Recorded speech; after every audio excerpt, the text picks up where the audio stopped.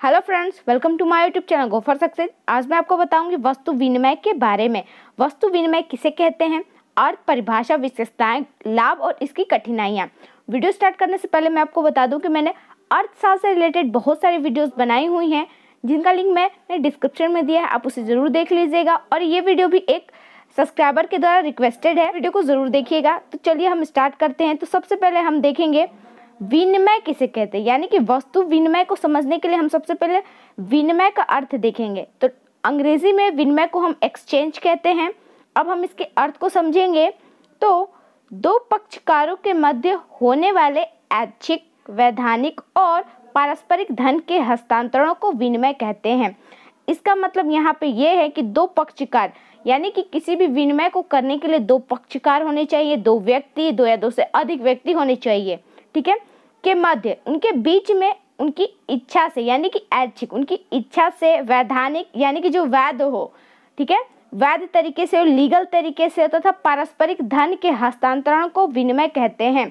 यानी कि विनिमय में धन भी आता है, हम धन से भी विनिमय करते हैं और वस्तुओं के द्वारा भी हम विनिमय करते हैं। यहाँ ऐसे समझेंगे कि कम आवश्यक वस्तुओं से अधिक आवश्यक वस्तुओं के अदल बदल को हम विनिमय कहते हैं। और विनिमय मुद्रा के माध्यम से भी किया जाता है और वस्तु के माध्यम से भी किया जाता है, यानी कि किसी वस्तु या धन के आदान प्रदान को ही हम विनिमय कहते हैं।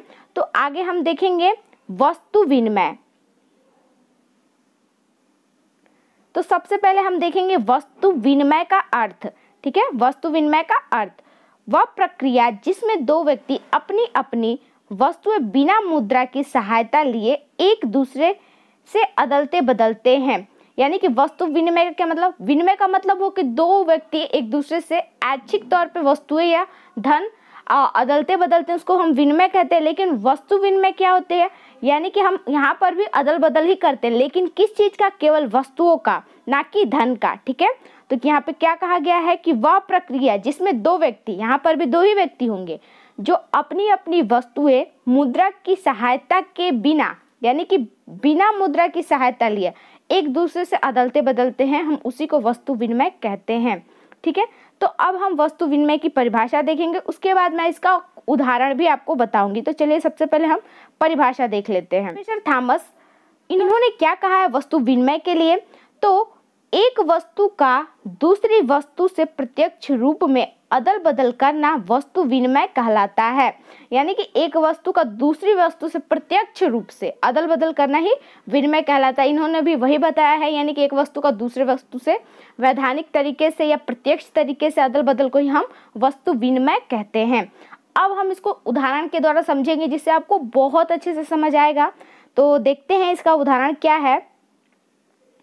तो इसमें उदाहरण में है, सबसे पहले यहाँ पे हम इसको समझेंगे कि मान लीजिए राम है, ठीक है, राम के पास गेहूं है, उसके पास बहुत ज़्यादा गेहूं है, आवश्यकता से अधिक गेहूं है, ठीक है, जबकि श्याम के पास भी आवश्यकता से अधिक चावल है, ठीक है। तो अब राम को क्या चाहिए, गेहूं अधिक है, आवश्यकता से अधिक है, तो उसको चाहिए चावल, और श्याम के पास आवश्यकता से अधिक चावल है, अब उसे चाहिए गेहूं। तो ये दोनों क्या करेंगे, यहाँ पे ये दो व्यक्ति हो गए, अब ये अपनी आवश्यकताओं की वस्तुएं एक दूसरे से एक्सचेंज करेंगे। यानी कि ये राम को गेहूं की कम आवश्यकता है और श्याम को चावल की कम आवश्यकता है, तो ये दोनों एक दूसरे की आवश्यकता को पूर्ति करेंगे अपनी अपनी वस्तुएं देकर, यानी अदल बदल कर। तो राम क्या करेगा, राम श्याम को गेहूं देगा और श्याम राम को चावल देगा, ठीक है, गेहूं के बदले चावल।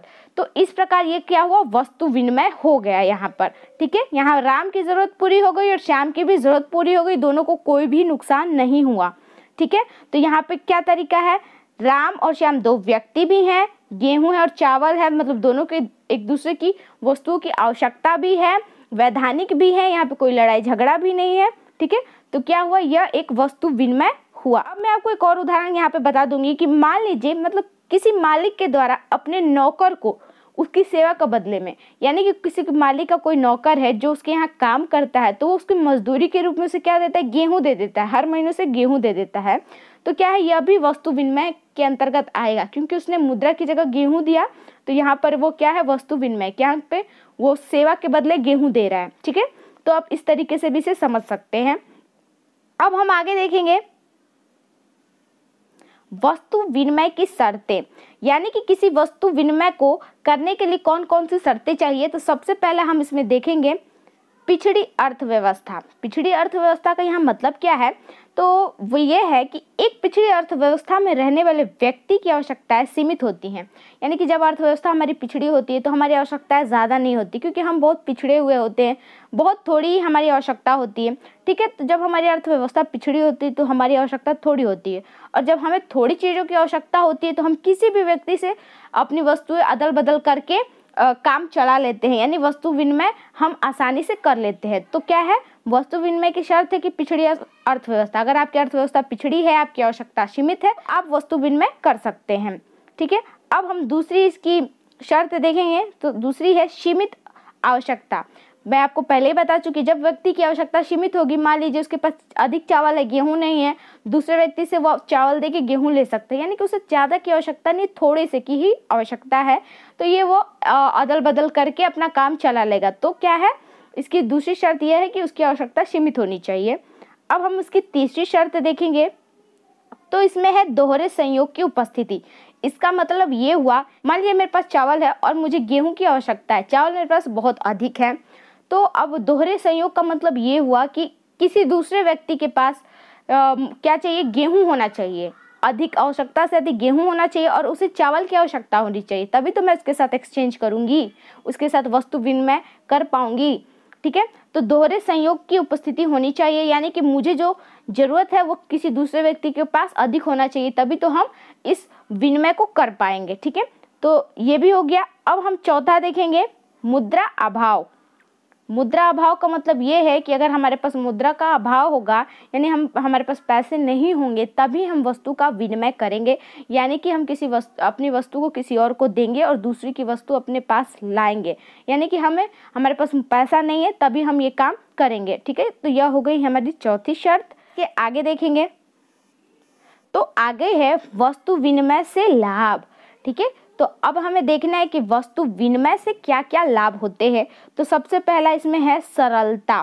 ठीक है, तो इसमें सरलता का मतलब ये है कि वस्तु विनिमय एक सरल प्रक्रिया है, यानी कि यह बहुत आसान है। अपनी चीज़ लेके जाओ, दूसरे व्यक्ति को दे दो और उसकी चीज़ अपने पास ले आओ। ठीक है, तो ये बहुत ही आसान होता है, जिसके माध्यम से दो पक्ष आपस में वस्तुओं का आदान प्रदान कर अपनी आवश्यकताओं की पूर्ति कर लेते हैं। ठीक है, तो वस्तु विनिमय से क्या लाभ होता है कि ये बहुत आसान होता है, इसमें ज़्यादा कोई प्रॉब्लम नहीं होती। ठीक है, अब हम दूसरा लाभ देखेंगे। तो दूसरा लाभ क्या यहाँ पे है, पारस्परिक सहयोग को बढ़ाना। ठीक है, इसका मतलब ये हुआ कि जब हम अपनी वस्तुएं दूसरे व्यक्ति को देते हैं, दूसरे व्यक्ति की वस्तुएं अपने खुद लेते हैं, तो इससे क्या होता है, हमारे अंदर सहयोग की भावना आती है, हम एक दूसरे व्यक्ति की मदद भी करते हैं एक तरीके से।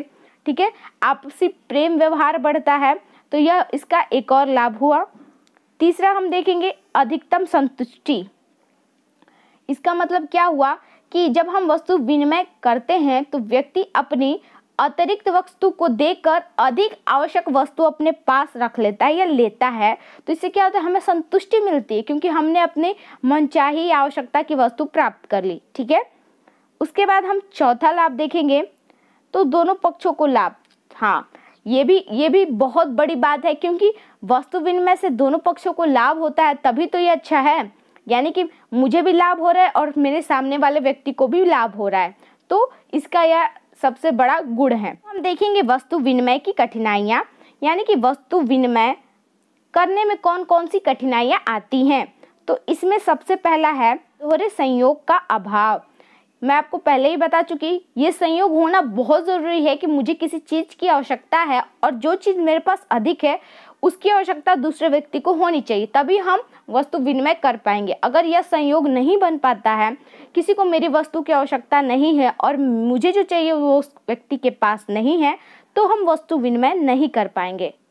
ठीक है, तो दोहरे संयोग का अभाव ये भी हो गया। इसके आगे हम देखेंगे दूसरी कठिनाई, जो है मूल्य के सर्वमान्य मापदंड का अभाव।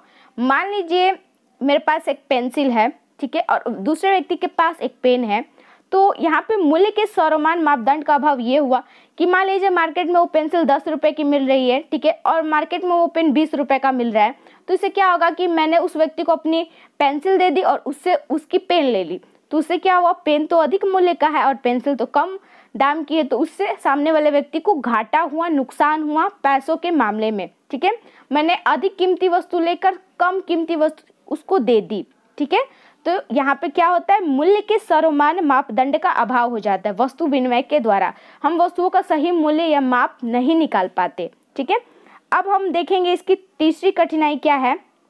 तो तीसरी है वस्तु विभाजन की कठिनाइयाँ, यानी कि हम वस्तु को ठीक प्रकार से विभाजित नहीं कर सकते। यानी कि मान लीजिए मुझे बकरी चाहिए और सामने वाले को गेहूं चाहिए, ठीक है। तो मैंने उसको 50 किलो गेहूं देके एक बकरी ले ली, ठीक है। लेकिन बकरी का मूल्य अधिक हो गया, लेकिन मैं उसको बांट नहीं सकते, काट नहीं सकते, वो पूरी की पूरी जाएगी। लेकिन गेहूं को आधा दिया जा सकता है, कम दिया जा सकता है, ज़्यादा दिया जा सकता है। तो यहाँ पे क्या कठिनाई है, वस्तु विभाजन की कठिनाई आ जाती है, यानी कि हम वस्तु को किसी को विभाजित करके नहीं दे पाते, ठीक है। तो ये था वस्तु विनिमय का अर्थ, परिभाषा, लाभ और उसकी कठिनाइयाँ। अगर आपको ये वीडियो अच्छा लगा हो तो प्लीज़ इस वीडियो को लाइक कर दीजिएगा और मुझे कमेंट करके ज़रूर बताइएगा। अगर आपको कुछ और नए टॉपिक के बारे में जानना हो, इसी रिलेटेड और कोई वीडियो देखनी हो तो मुझे कमेंट करके बता दीजिएगा। साथ ही साथ मेरे चैनल को सब्सक्राइब कर दीजिएगा और बेल आइकन प्रेस कर दीजिएगा, जिससे आपको मेरे वीडियोज़ की नोटिफिकेशन सबसे पहले मिलती रहे। Thanks for watching.